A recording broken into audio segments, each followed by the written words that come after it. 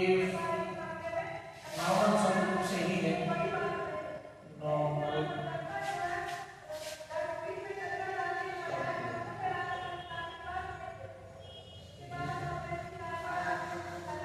if G is a group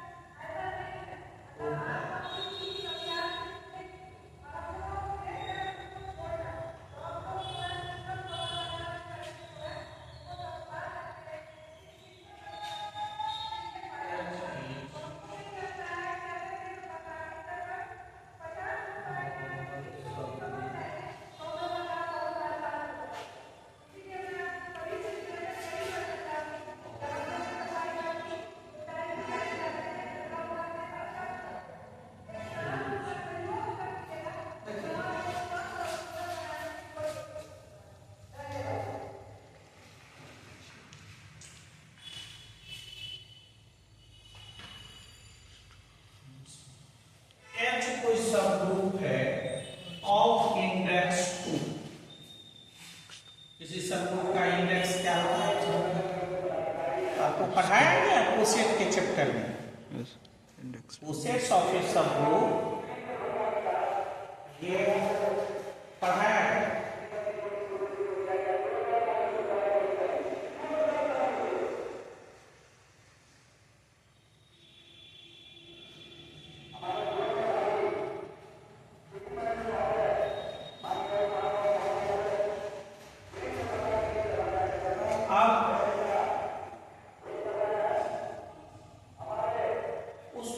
करना है कि अगर इंडेक्स 2 का है, अब इंडेक्स 2 का मतलब हुआ कि किसी सब द्वारा नंबर ऑफ राइट कोसेट और लेफ्ट कोसेट फॉर है ना, नंबर ऑफ राइट कोसेट्स और लेफ्ट कोसेट फॉर लेफ्ट और राइट कोसेट का मतलब डिस्टिंक्ट राइट कोसेट्स है ना। सो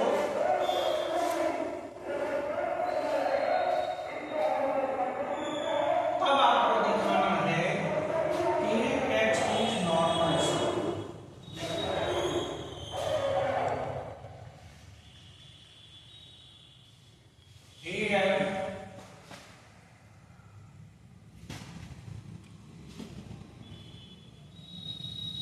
index of H in G equal to 2. That means number of right coset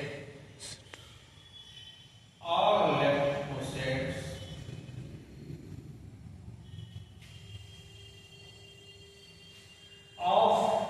coset किसका होता है सब ग्रुप का group of H in G equal to. अब समझिए ए राइट कोसेट, हम लोग राइट की चर्चा करें। आपको प्रूफ क्या करना है कि अगर आप Hx equal to Hx xx ये अगर प्रूफ कर दे तो हो जाएगा, नहीं?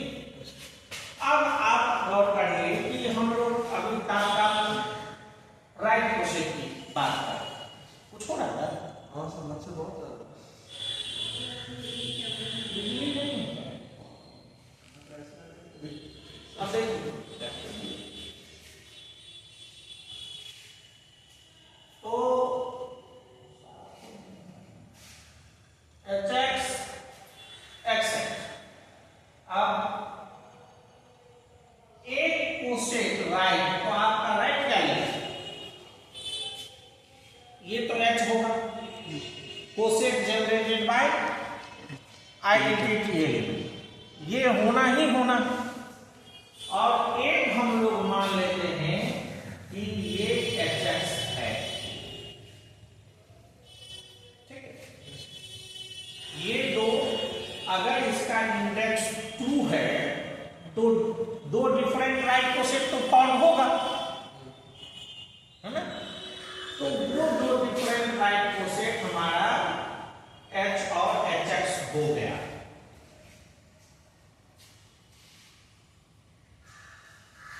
इस केस में X सारा एलिमेंट्स होगा, हाँ X एलिमेंट है जी का, लेकिन उस एलिमेंट्स में तो फिर आइडेंटिटी भी इंक्लूडेड होगा, उसका अलग से आपने नहीं, वो एक आइडेंटिटी को छोड़, क्योंकि आइडेंटिटी से जनरेट वाला तो हम लोग ने लिया है ना।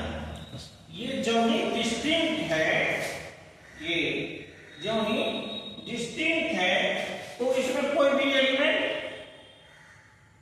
कॉमन नहीं होगा, नहीं समझो।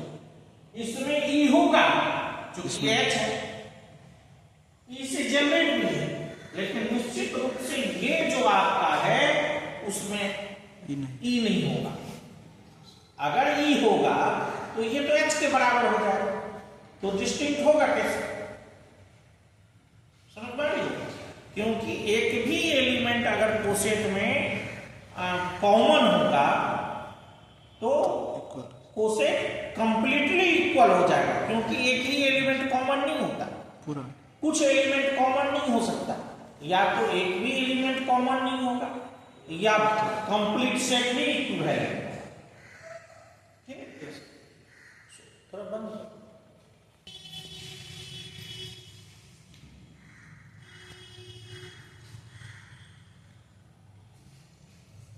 अब देखिए, तो late H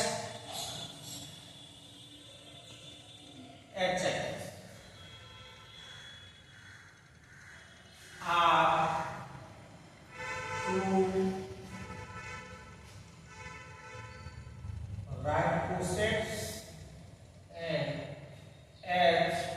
HX are two left cosets of H in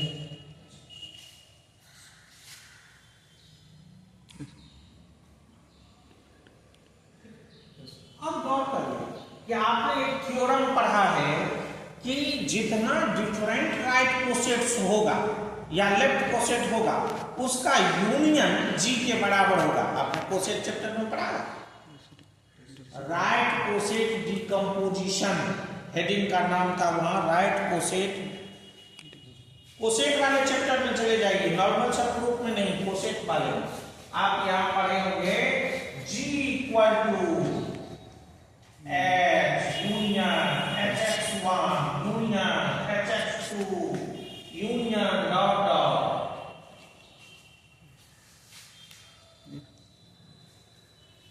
ये सारे डिफरेंट राइट कोसेट, ऐसा थ्योरम आपने पढ़ा है ना।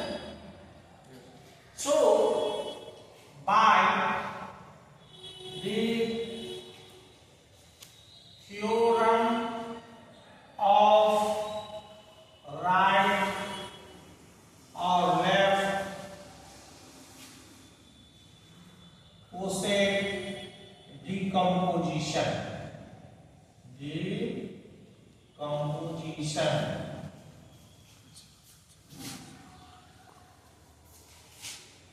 we get, क्या पाते हैं आप, G equal to H union HX and equal to H union X।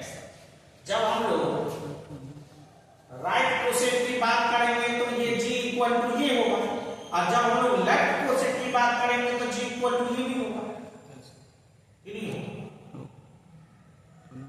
जो डिकम्पोजिशन बताया गया, शुरू से बताया जा रहा है और आप खुद भी समझ सकते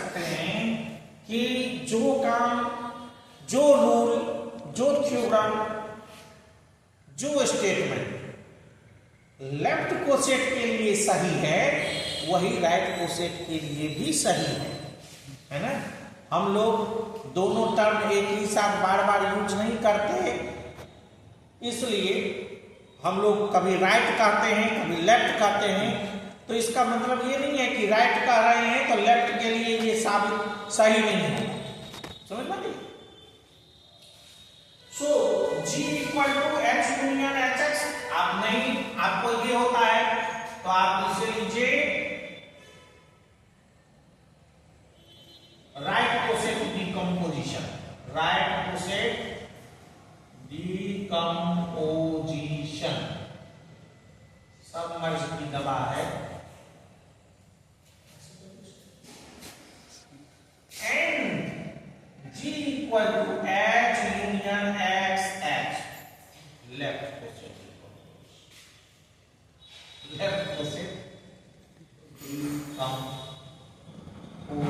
डिकम्पोजिशन।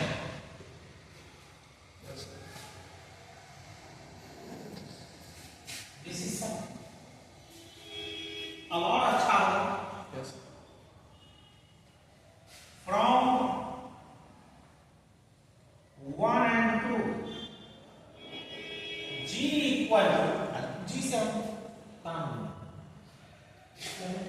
क्या रिश्ता, रिमूव योर स्टेम, स्टेम ऐसे कौन लगाता है, person who has problem in your wrist, रिश्ते बोलते हैं ना कमर को का बैक, कमर को बैक बोलते हैं। अच्छा बैक बोन, इस ये पूरे में कमर, वेस्ट वेस्ट वेस्ट बोलते हैं जो वो तुम समझ जो बोलते हैं। तो उसको प्रैक्टिस करो कि विदाउट स्टेम हम सीटिंग कर सकते है ना। So H union HX equal to H union XX, no doubt.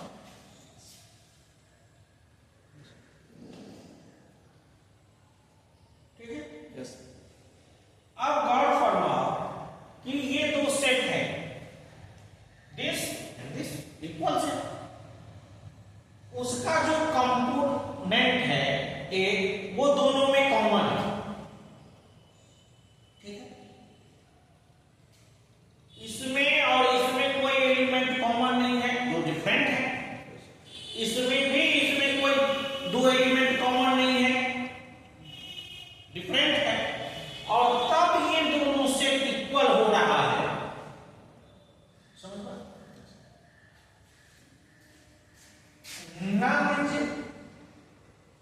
A union वैसे जनरली और ए यूनियन बी, ये भी आपको सी इक्वल टू बी दे देगा, लेकिन यहां गौर करिए इसका ग्राफ जितेंद्र सबको दिए वो लेते हैं और थोड़ा मेरा बैग भी लेते हैं।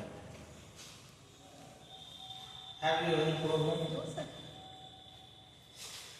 अब गौर करिए कि इसका मतलब HX XX के इक्वल होगा, which implies HX equal to XX। और ये केस अगर हो गया तो आप खुद भी कह सकते हैं कि H is normal subgroup of Yes. कोई दिक्कत नहीं है।